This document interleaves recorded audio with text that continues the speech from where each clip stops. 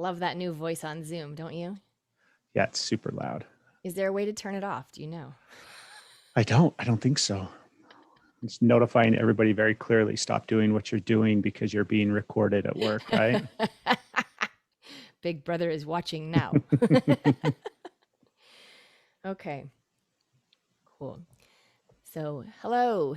Welcome to Shootin the Shit with Jess. Today we meet with Craig Salazar from the Energy is Love podcast.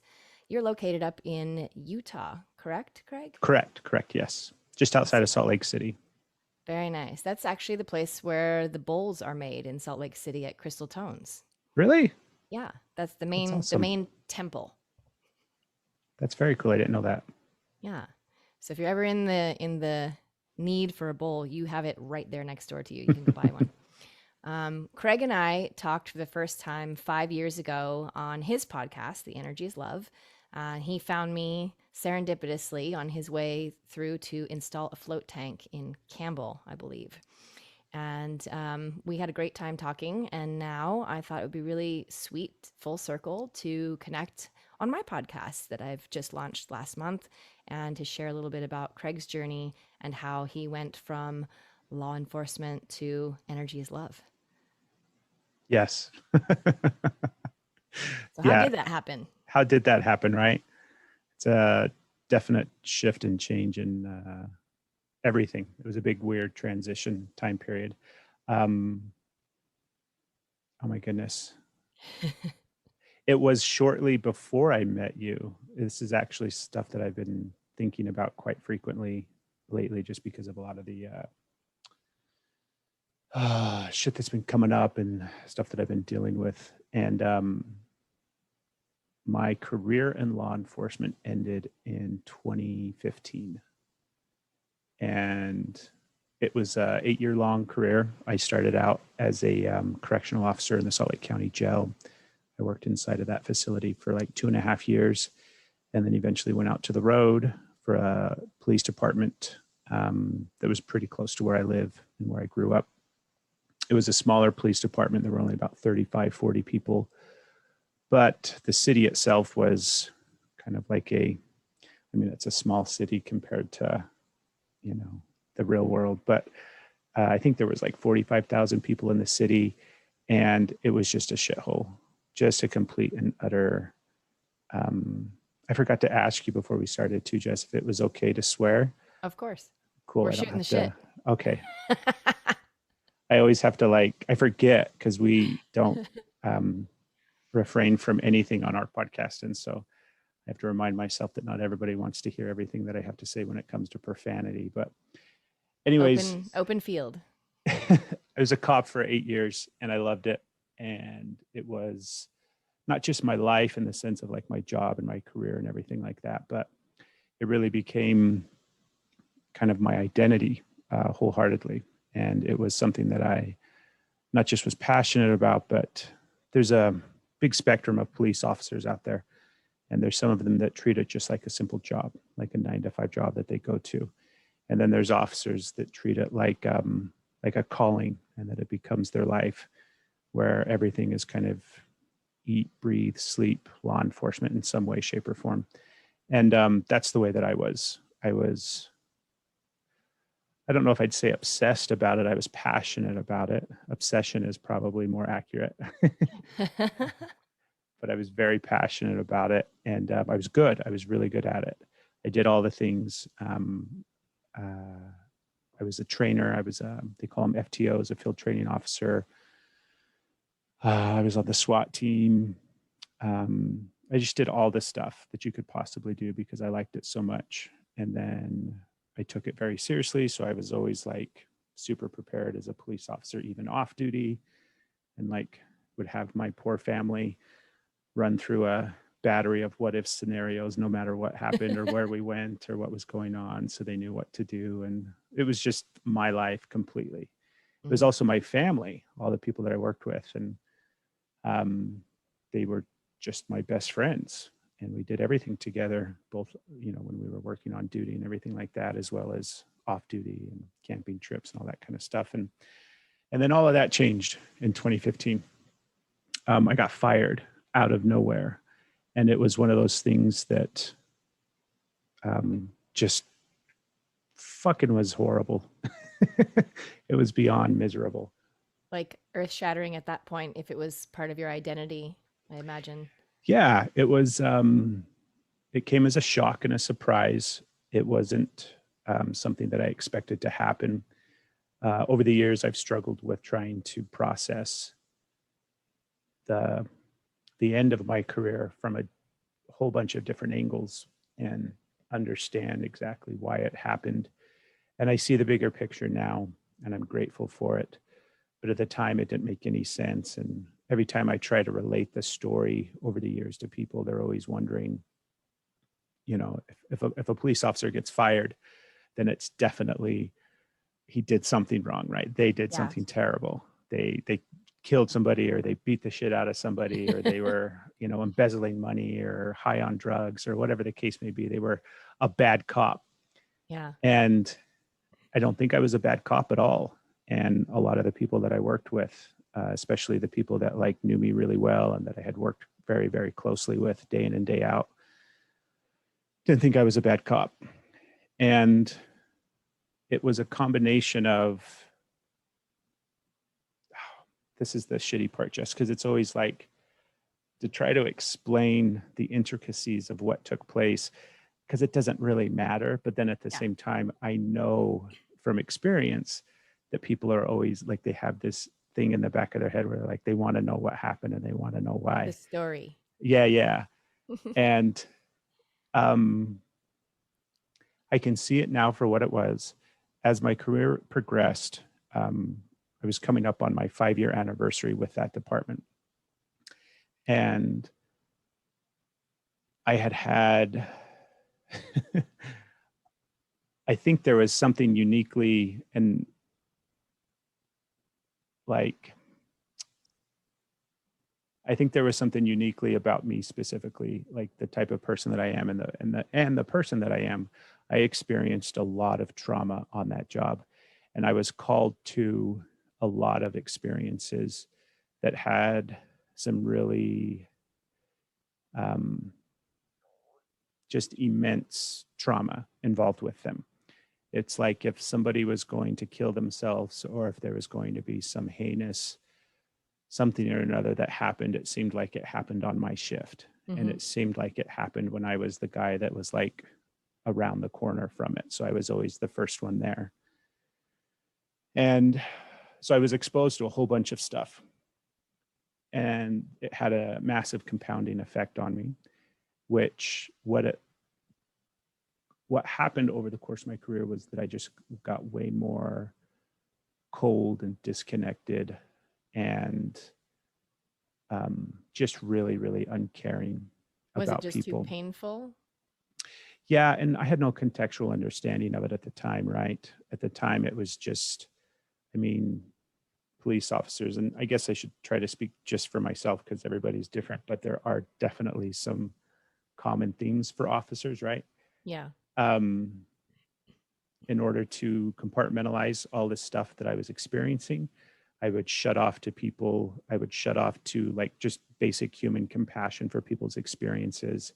Things became more of an annoyance than, um, like just an aspect of my job, the calls that we would respond to or the people that we would interact with. And so I was very short with people. I didn't put up with a lot of bullshit.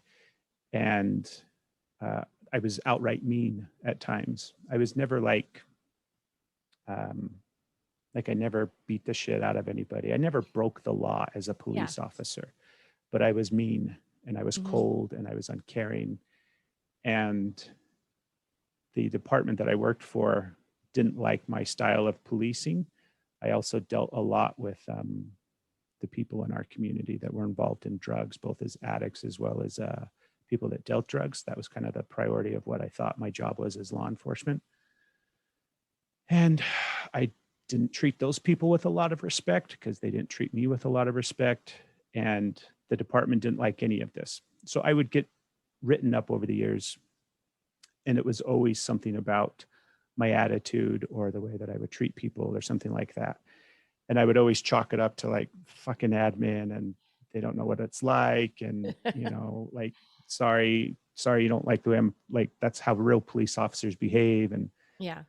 um, but inside what was happening and what I can see now was that I was just becoming more disassociated and cold and uncaring.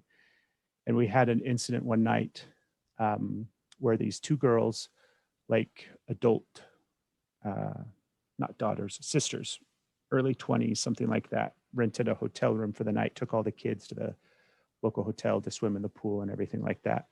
Well, they get drunk and end up fighting. We get called, and they're both just like drunk and belligerent and probably like 120 pounds at the most, right? So I was one of the like multiple officers that responded because there was nothing else happening or going on. And I wasn't doing anything because it wasn't anything to be done. It was just two drunk sisters yelling at each other. Yeah. And one of them started to yell at me, and I'm just like, that's okay. Like, whatever, it doesn't matter because you can yell at me all day long as a police officer. I didn't care. But then she started to like poke me and like stab me, and not stab me, but like poke me in the chest and start talking shit right up in my face.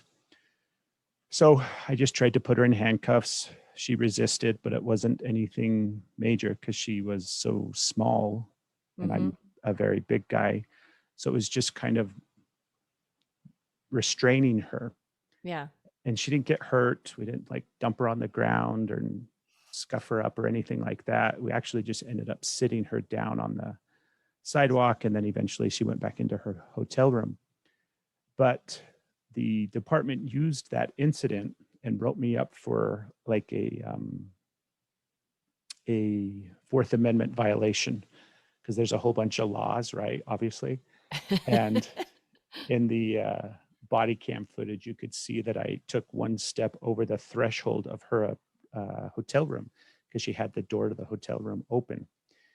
And one of my feet crossed that threshold, which they then internalized, or not internalized, but interpreted as me violating her Fourth Amendment's rights, Wow.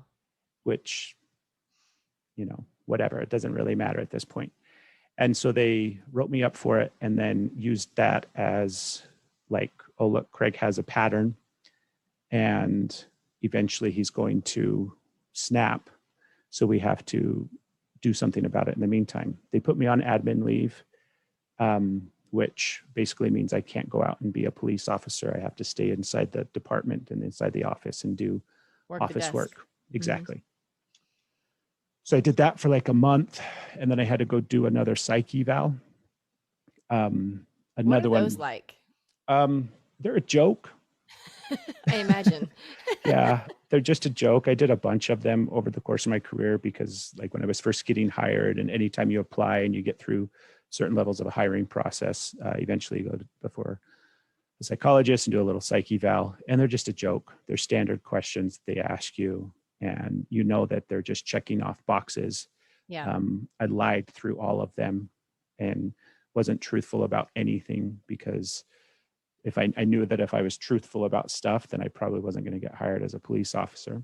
Yeah. But this time I decided to be truthful. So I just answered all of his questions honestly, and it seemed like it went really well. And then that report came back and he said that I wasn't fit to be a police officer. So then the department had cause to fire me. That process took like from the time that I was put on admin leave until I was finally fired. It was about 2.5, 3 months. And then that was it. I was done. Like one day I was a cop and then the next day I wasn't. Like one day the people that I worked with loved me, cared about me, supported me, would go through anything with me. And then the next day I was banished and they wouldn't talk to me. Yeah. And Was that one of your favorite parts of the job, the community and the extended family that you had with them? absolutely, absolutely. Yeah. Being able to work. Because the reality is it's trauma bonding, right? Yeah. Totally. Yeah. And that bonds you really, really close to people. And I went through a lot of really traumatic experiences with people that I loved dearly. So we were really, really close. So that's how I got out of law enforcement. And then after that, my life fell apart pretty significantly. I actually married my wife, Steph. We got married the same year, we got married in April, went on our honeymoon. I got home from the honeymoon and they put me on admin leave and told me that, this process had been started. So it was like life change after life change after life change, which was Pretty recipe. intense. Yeah, it was a recipe for just a success, right? I just excelled massively. But it just fell apart. My life fell apart. And part of that led me to, I had already started doing like spiritual work. My quote unquote spiritual journey or diving into the space of spirituality started when I was a police officer, probably within like the last 2 years of my career. So that was really kind of a neat experience to have all this new awareness and then go to work as a cop and experience energy in a completely different way than I ever had before. Did you share with your colleagues that you were starting to dip into this other aspect of you? Some of them, some of the ones that I was really close with and, worked really, I mean, they're like, you just know each other so well. And so I did share that with some of them. And I would do fun things where I would go out and find people, just kind of using what I thought was, when I say what I thought, I totally believe that's what I was doing. I'm not minimizing it, but I would use my connection to energy and I would go out in my patrol car and drive around and just be guided if I was going to turn left or turn right or stop here or go to there. And the people that we needed to find that we were looking for would just happen to drive in front of me or Of be course. walking down the sidewalk, and I would arrest them. And it was fun, but it was also like a real practical way to implement some of the stuff that I was learning and connecting to and feeling. So that was really cool. So I was already in that space when my career ended. And rather than go and get like another job, I could have gone to another department and got hired on as a police officer somewhere else. But I really avoided that and resisted that, even though it was like a safe move, because that was a paycheck, that was benefits for the family, that was all that kind of stuff. And I'm like, I can't do that. Like there was a part of me that was really starting to recognize that being a cop was doing something to me bad. So I didn't. And I just like threw my hands up and hoped for the fucking best. And I started to do like a lot of energy work at fairs and seeing clients. Steph is also an energy worker, correct? Yeah, she is. And so, I mean, I just did everything I could think of, every fair or event that I could find. There was a local float center that I made a relationship with the guy that owned it and ended up getting a little office space there and started to work with clients there. And all around this same time period, I had a buddy of mine that came out to my house and interviewed me for a podcast that he was creating. And he sat down at the table and we chatted and whatnot. And when he was done and he left, I'm like, that was really, really fun. I'm like, I really, really liked that. And it was starting to take shape and form where I wanted a way to highlight people that I was meeting in this new life, this new field of spirituality and energy healing and all this other kind of stuff. And I wanted to highlight those people in some way, shape, or form, because I felt like I was quote unquote a normal person. I just believed these different things. Yeah. So that's kind of how the podcast was birthed. It was this idea of being able to highlight people and interview people and show that they were just regular, everyday, normal people who believed in something else, something different than, kind of the not reality, but regular society. Yeah. And that was the impetus for it. And when you started delving into the spiritual aspect of yourself, what started that? Boy, I don't even know. There wasn't a catalyst. There wasn't An event. An event. I think it was definitely it definitely linked up and coincided with meeting Steph as well as being a police officer, because there was shit that was happening as a police officer that I couldn't explain. And I think I didn't have the ability to process some of the stuff that was happening. And what happened was my mom went to some group that met once a week, and she invited me to go with her one time. And I'm like, okay, And it was a really wonderful group that was supportive and understanding, and just wonderful for a place to kind of explore and get curious about the space. The woman who led it, her name's Alice Christensen.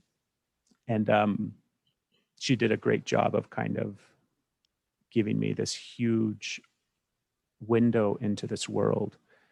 And I ended up going through like and becoming a, have you ever heard of Theta before?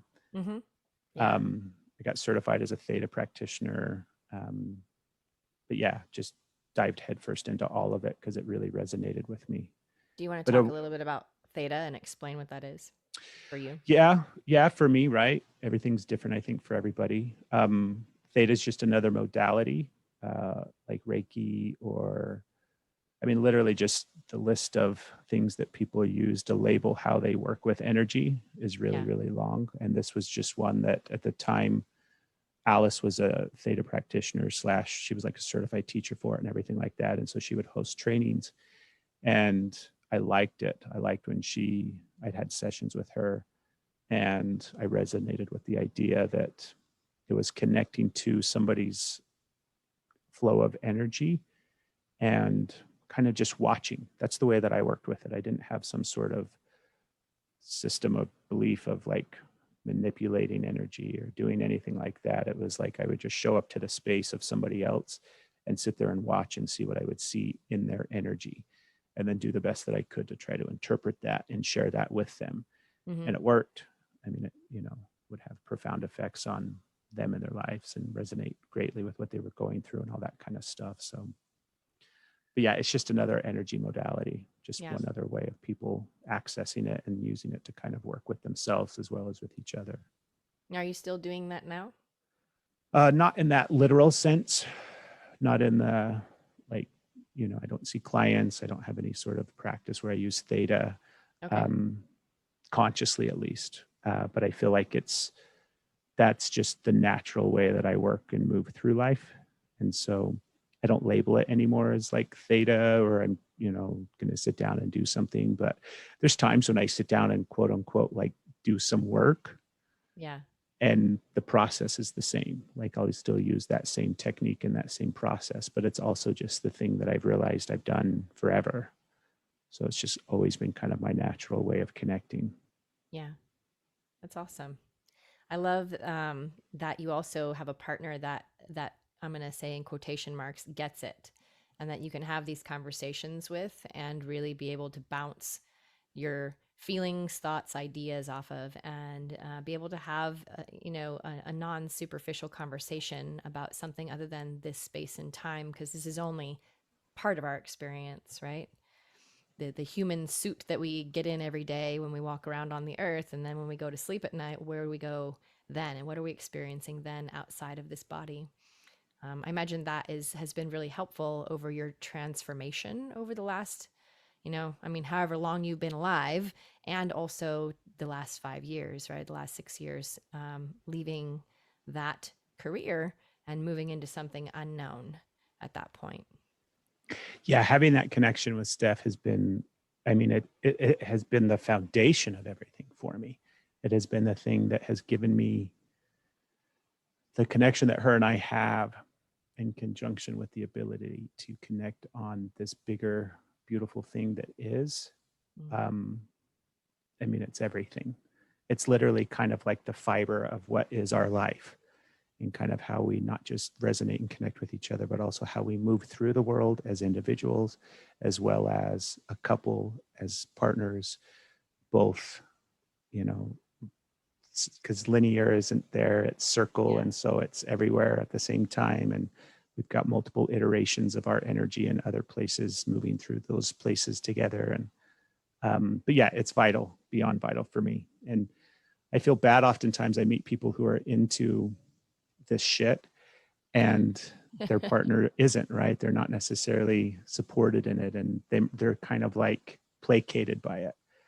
And it's like, oh, that sucks. I feel bad Yeah. for you. Yes, I would rather be single the rest of my life. Yes. Yes, because every relationship in the past has led me to this point now where it's like I've moved into a new space and time here in Austin, Texas compared to San Jose, California, and yet the same characters are showing up in different bodies, right? You go, oh, I recognize that one. Oh, I recognize that one. Oh, I need to run away from that one. I need to run very fast and very They've got one far. of those in Austin too. Yes. So it's I imagine, as we also transform together, like how challenging that can be sometimes in a relationship, even when your partner does or is on the same frequency or on the same wavelength there and able to talk about that. For right now, you say you're not, you know, working as like having clients and doing theta healing on them. If you were doing something like that right now besides the podcast, like what communities would you want to be working with? Are there any in particular that are more near and dear to you? Like for me, I love working with incarcerated, formerly incarcerated folks, foster kids, and attempting to work with social workers and different caregivers.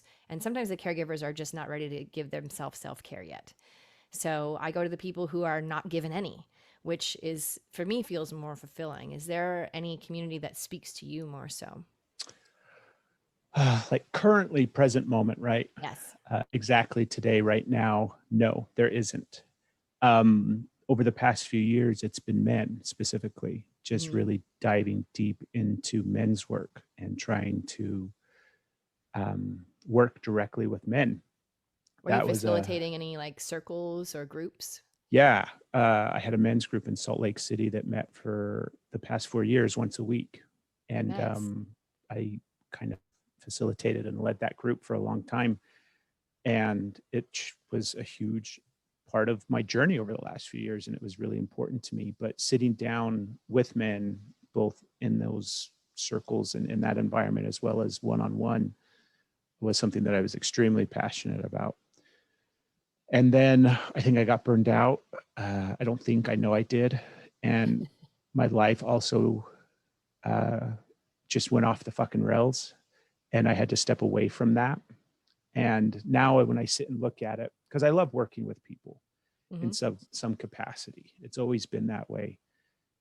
That's part of what drew me to law enforcement, actually, was the ability to be able to help people. Absolutely. I lost that along the way and I got really jaded, but there were still a lot of times where I was like directly one on one working with somebody in the worst case scenario and helping them get through that experience. And I really, really like that. I like not having to do that in the worst case experiences. Yes. But that's what I'm really, really passionate about. And over the years, it used to be as a cop, it used to be being able to go out and help people in that way. And then it kind of morphed into energy healing and being able to work with people in that regards.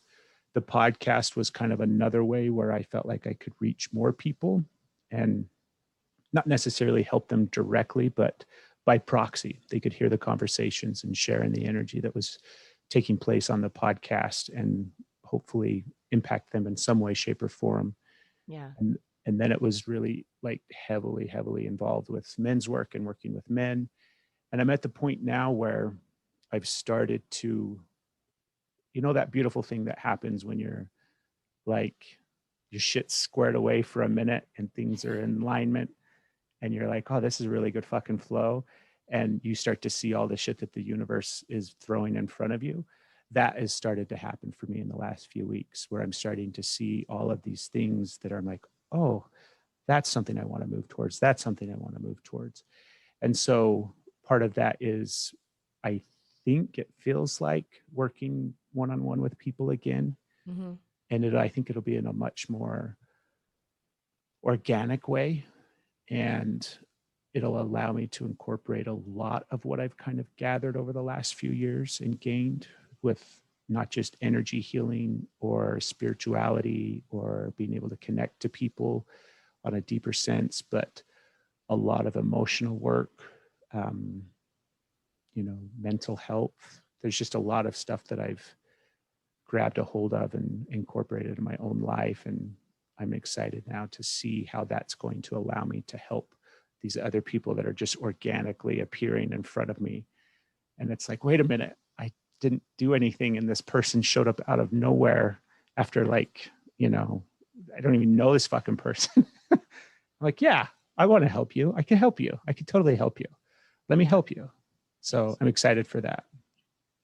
Yeah, that's something I've noticed over the last couple of weeks as well, and especially since this last full moon last week, um, really seeing and feeling a shift physically in my body of things no longer there, urges no longer there. And if they are, it's like this little blip on the radar. It's not this big, huge blimp, in the middle of the room. It's okay. Hey, that used to be a really big issue before, and now it doesn't seem to be anything. I'm aware of it, and I can see that it has still a little reminder there, like in the back of my head, just to remind me, like, hey, don't do that again, or that's not what we want to do again, unless we want to experience that.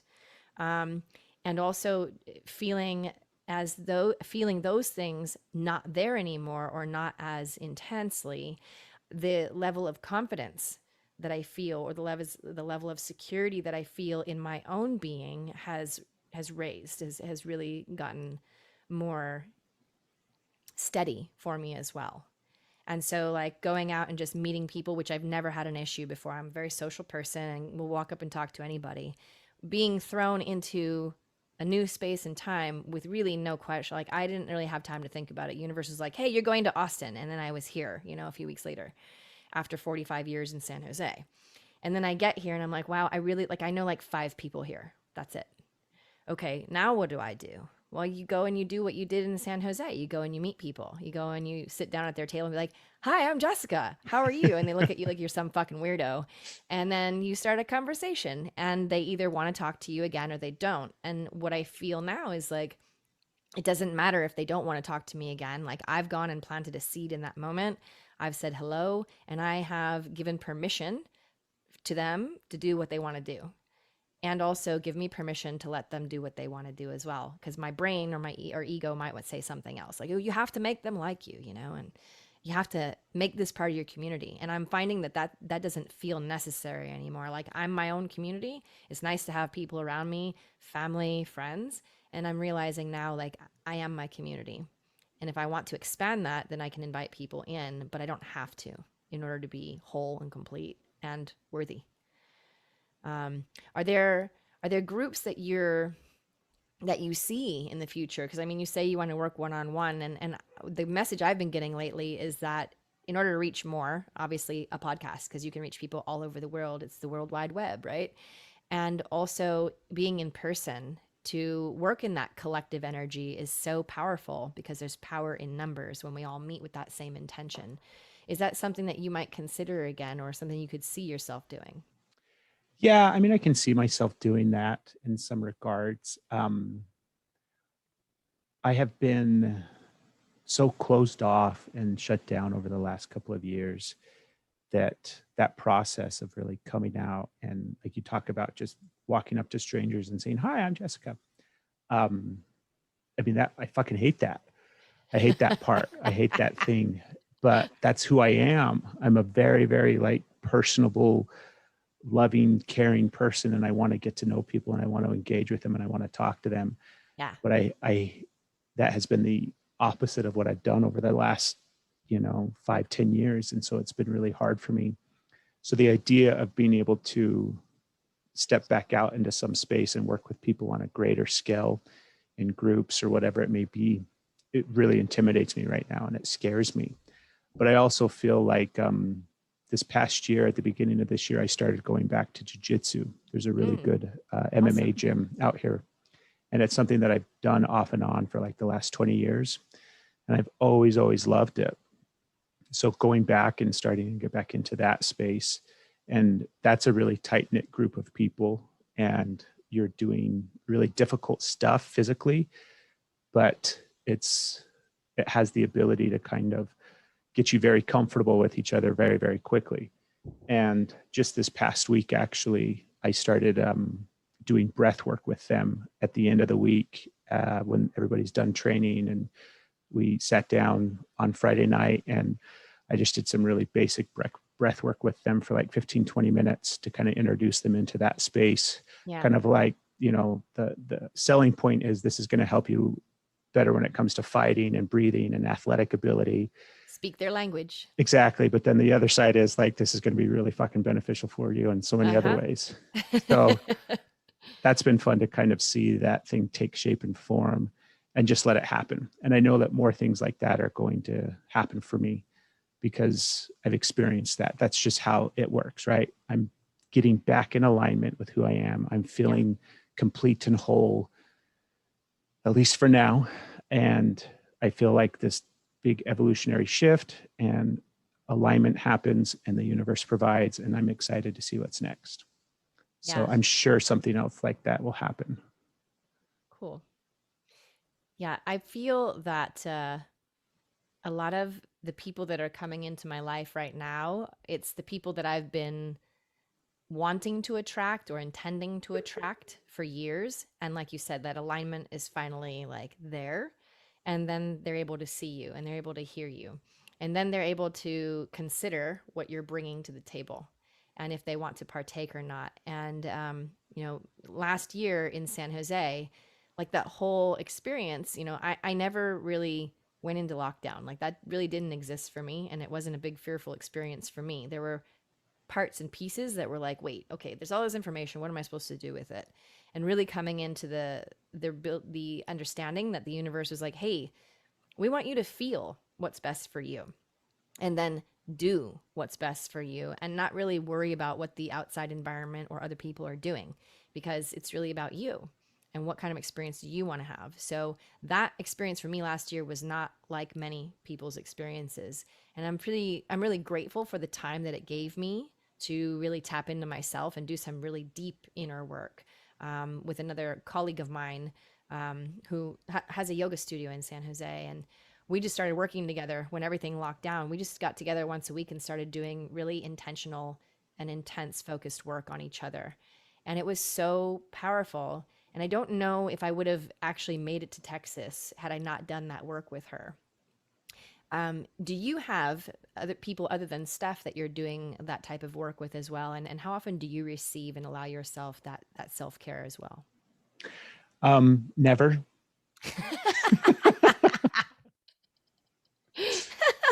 Yeah.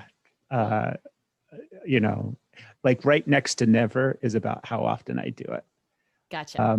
It's one of those things that I don't fucking trust people. And I've realized that. And it's something that I massively want to change because I believe that people are good and I love people, but I don't fucking trust them. And Yeah. so to really let somebody in my space to where work can actually happen and where things can actually shift and change, um, next to nobody gets in there, and myself included, the majority of the time. And so it takes a lot for me to get to that space. I did, however, just start therapy. I've gone to therapy Awesome. like once before in my life, back in my mid 20s. Mm-hmm. And this year, back in April, I started working with a therapist. So I guess that I'm That's self doing. care. Yeah, I mean, it's fucking huge. Yeah.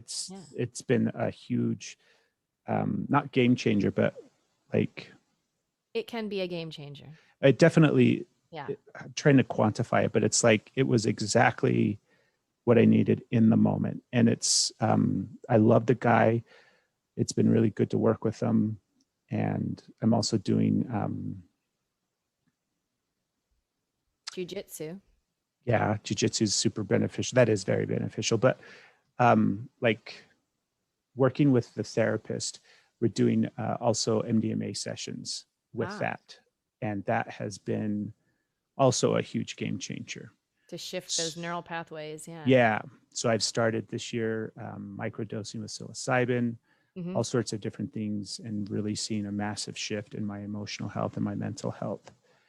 So I'm excited because it's going to lead to me being able to open up to connecting with people more, and not just working with people and Mm-hmm. letting people receive, like being able to receive from people, but Yeah. create with people. Like I like building stuff with people and creating and seeing what comes of it and stuff like that. So Yeah. Do you feel that the microdosing is helping you to be a little more emotionally demonstrative? Is it open that up to make it feel a little bit more comfortable to share with people other than your close? yes, yeah, it's been subtle And it was initially difficult to kind of see any effects from it. Yeah. But enough time has passed now to where I can say without a doubt, it does make me more open, and I feel more connected, and I feel, I guess, just more comfortable in that space. And so it is a matter of being more comfortable and sharing with other people and connecting with other people. Like, I mean, the idea of connection for me is so huge. I really suck at it because I had so much trauma, not even from law enforcement, but law enforcement was like not even the straw. Catalyst. Yeah, it was such a huge benefactor to my Mm-hmm. trauma. And it just shut everything off. And I could tell that it's like I hated that because I really like connecting with people and I like interacting with people. And so now it's like I'm starting to experience that more in a way that I haven't probably since I was a kid. Yeah. And so it's been really, really wonderful. Finding that joy in connection again, even when you're connecting with people maybe that are not, you know, not that you want them to be part of your community all the time. And it's also this really beautiful space to practice being and connecting with people that like being at the jail. Like for me, like I got to be at Travis State Jail for the first time on Friday. So I've been here for 4 months and I'm in like already, which is awesome. It That's took a me, hard thing to do. yes. So I was super stoked to be there. And just the feeling that I get being in that space and being able to bring in a different perspective, to share something different, to be in this feminine body and to be able to share that nurturing, feminine, loving energy with people who are not receiving that on a regular basis or at all. Not being able to be touched, and being able to touch them with sound, being able to touch them with a thought, an idea, a different perspective, and supporting them, encouraging them to maybe be willing to consider something different or to even think something different or feel something different. And I'm curious to know like what I'll get to be witness to and also receive from them, because I'm always learning from everyone that I'm talking with or sharing with. I was listening to our conversation on your podcast yesterday, and I thought, wow, I don't remember all that conversation. I just remember having a really good time doing it too, and not even knowing you, like, well, I'll put that in quotations too, like, because we do know each other. That's how we all come back together at some point in time in this dimension. And we talked about that on your podcast, about how, maybe there's not past lives or reincarnation. Maybe it's all just happening simultaneously. And these other versions of us are, experiencing different things in different dimensions, spaces, and times. And we're able to connect with what they're experiencing too and pull information from them and bring it here. And they're able to pull information from here and bring it there. And I'm always in awe, or in always like kind of wondering, like, what's going on with the other people that I'm working with? What's going on with the other people that I'm sharing with? Like, what are they experiencing right now? Because sometimes I'm experiencing like 2, 3 different dimensions at the same time. And I'm like, do they see that shit? Like, do they see it too? Should I ask them? Because I don't want to look like I'm crazy. And then at the same time, I'm like, well, it's all crazy anyway. So why don't I just say it and see what happens instead of being afraid of what might happen? Yeah, we're all crazy. Yes, it's great. Yeah. So I don't know, like moving forward, as you picture yourself possibly working one-on-one with people again, do you feel there might be like some, because I'm looking into doing some drug and alcohol counseling classes right now to be certified as like a peer mentor, just to have a different perspective. Is there another kind of avenue you want to move down, or some other studies that you want to bring into your practice now that you're speaking with your therapist and doing this microdosing and experiencing something new? Like, what does that look like moving forward for you? Um, it's a really good question. I think that every time I've tried to grab a hold of an idea that is something that I want to do, it's either like I squeeze it too hard, or I fuck it up, or it's not the idea that I should have grab a hold of, and it seems like it doesn't fully come to fruition. And so the idea of trying to think of, you know, when I was really heavily into men's work, I wanted to go into the jail and work with prisoners. I wanted to take that work in there and sit in groups with prisoners inside of those correctional facilities. And I thought how impactful that could be. And it would be very impactful. Absolutely. Um, I've thought about, a lot of different types of things of what I could do and how I could reach people. And then I got to the point, and it might change. It hasn't changed yet. Yeah. And I'm in no rush to kind of force it to change, but I got to the point where I was so okay with not doing anything. I was so okay with like, I didn't need some avenue of direction or passion or path to feel complete. I could just exist in this life that I have, and that was going to be enough. And so it's like a constant reminder for me of, my life, in the blink of an eye, it's perfect. I can see everything Yeah. that I have right now, and it's absolutely perfect, and I love it. And my goal is to just embrace it and enjoy it and be present in my life. And I don't need something else. I don't need some other challenge or some other fucking hill to climb or mountain to, summit to Yeah. feel like I've accomplished something. But I do know that there is a part of me that does like helping people and does like connecting to people. So I don't know. I'm assuming that will change because all things change, right? So Yes. it may take some form in a later date where I see clearer on how I can connect and reach with people. But like right now, it's been, let's fucking not fix, but fuck, man, Craig needed a lot of help and a lot of love and a lot of support and a lot of passion and love directed like at me Yeah. 100%. So it's like, I need help. Yes. So you're allowing yourself to receive, right? And Yeah. practicing the art of receiving, which is not what, like I was saying earlier, like not what a lot of self-care, not what a lot of like caregivers do, right? Or Mm-hmm. people who are in the healing arts. They don't really look at themselves as needing it. And it's not about needing it, it's about it being a part of our experience. And if we're not allowing ourselves to receive, we are going to deplete ourselves because we're not receiving. We're simply giving, giving, giving until there's nothing left. Yeah. And that's not healthy or loving. And that's not something that I feel that our higher self or universe would want us to do. That's not the point of being here.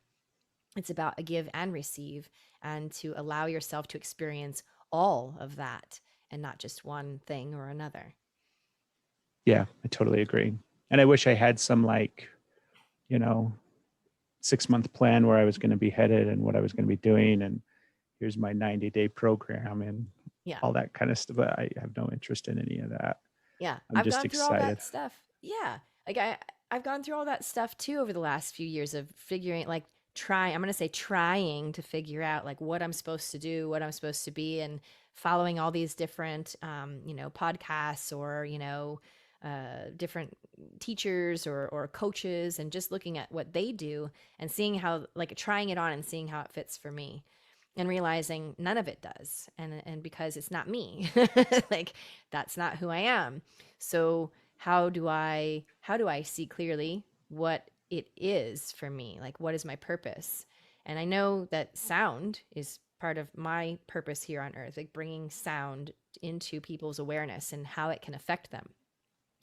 And um I wonder, like, sometimes, like, I know I'm in my purpose, whatever the fuck that means, right? Like, I'm here to help people heal and to experience themselves in a new and different way, and to be grounded in their self. That's, I know, hands down, part of why I'm here, because I know that's what I'm doing for myself. So if that's what I'm doing for myself, then I know I'm here to share that with others, because there's like 8 billion of us and counting on the planet. So some of those people are going to resonate with where I'm at on this journey right now. Not the same for them, and they'll resonate. So with that being said, like, for your not having like your 90-day program, or putting it out there for certain groups, like, what do you feel, or how do you feel you're in your purpose right now? And I'm not going to say just, is it simply to be Craig and enjoy this life right now in this moment, because that's perfect too. And then also, like, what does that look like moving forward if you had to guess right now, or you wanted to put out a picture of that right now and start to manifest? What does that look like? Um, it's something that I've sat with for a long time over the last few years of the purpose and what is my, why am I here? And, I have all of this experience in my life and how can I use it to benefit other people? And like I had to make things like really, really simple for me. I tend to overcomplicate things, and I try to think that things are much bigger than they are. And Because you're a thinker. yeah, and I have the, massive ability to put all the pieces together. But the reality is that's a puzzle nobody needs to fucking do. But I'm like, I did it. Like, congratulations. And I made it really, really simple. There was a guy growing up. He was the father of one of my best friends when I was a kid. And he was the type of person that just made everybody feel better when they were around him.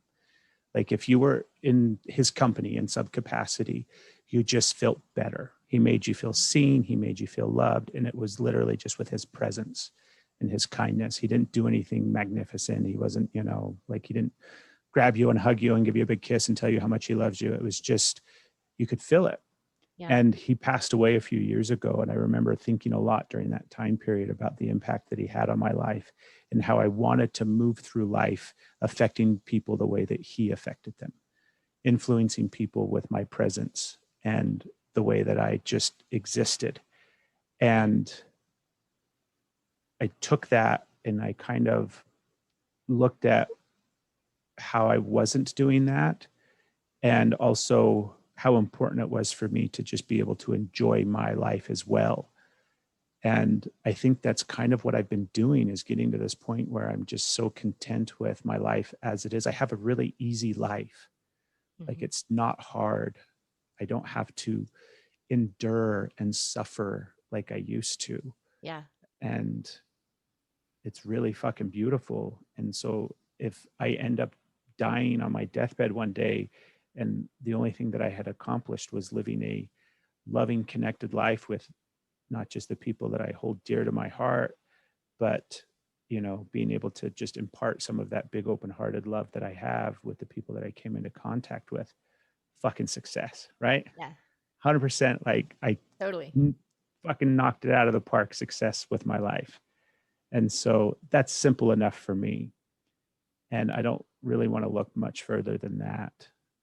I do love when the universe throws stuff in my way and I get to pick it up and say, oh, that's cool. I want to do that for a little bit, or I'm going to go down that path and see where that goes. But I'm so good with like letting some of that stuff go now. Whereas before I used to just like, this was it. This was the thing that was going to be my purpose in my life. And it was going to, facilitate all of this wealth and abundance and growth and connection and, solve all of our problems. And no, it didn't. it doesn't, right? Yeah. So it's more about just really embodying like this big open heart. I had this massive, huge spiritual experience that came through a lot of pain and suffering and emotional work. And Stephanie actually was sitting with me, like holding the space for me to go through this experience. Yeah. And I had this visual of myself, a lot of visual work that I do in the space of not just energy, but kind of emotional work and metaphors. It's ocean, it's waves, it's water. Mm-hmm. And I'm in like the surf, right? That part of the ocean where it's kind of lapping at your ankles, and maybe the next wave comes up and splashes at your knees, but you're not totally in the ocean. And the waves are rolling in, and I have all of my armor on because I have like a whole bunch of warrior energy. And I'm standing there, ready to face whatever the fucking ocean has to throw at me, whatever the world has to throw at me. And I'm protecting everybody behind me. And I'm fucking tired and I'm exhausted. And I've moved through my life so much that way. And what happened in this little visual journey that I went on, and it was like deep. It was one of those like really deep ones where you totally disappear and go there. Yeah. And all my stuff fell off, all my armor. And I was just standing there and I'm like, this is how I want to stand in the ocean. This is how I want to reach and meet and kind of move through life. But I had my sword still in my hand. Like, I was naked and I could see and feel everything, but I still had my sword. And I'm like, I can't let go of my sword because just in case, right? Just in case I need it, I've got it. And there was a part of me that's like, no, you don't need your sword. And the other part of me that's like, yeah, you do. I can't let go of this. Like, I don't need to use it, but I still need it. And then it's like, no, you don't. And I'm like, I'll make you a deal. I'll just put it in the sheath. I won't get rid of it. I'll just put it. And it's like, you don't need it. Yeah. And so then I dropped it and I saw it fall from my hand and land in the water. And then like the surf came in, and when it went back out, the sword was gone. And I was just left standing there with my heart. And that was what I was going to move forward with.